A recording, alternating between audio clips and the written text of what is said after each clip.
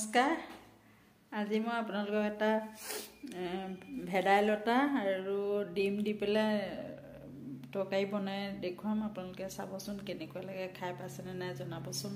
এয়া মই বনাব লৈছোঁ। কেৰাহী দিলোঁ, তেল দিছোঁ, গৰম হৈছে। মই এতিয়া ইয়াতে কণী ভাজি ল'ম আৰু সৰু আলু আৰু ডিম মই ভাজিছোঁ। আৰু মানুহ নাই, দুজন, সেইকাৰণে বেছি হেৰি কৰা নাই।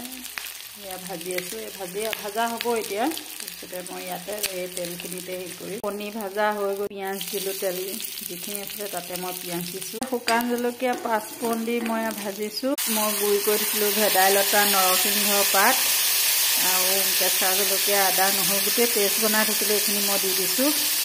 গুড়ি গুলি লৈছোঁ, এয়া দি দিছোঁ। এটা উতল আহি গ'ল। মই ইয়াতে হাঁহৰ কণী আৰু আলু যে সিজাই ভাজি থৈছিলোঁ এয়া দি দিছোঁ। হৈ গ'ল আৰু মোৰ তৰকাৰী।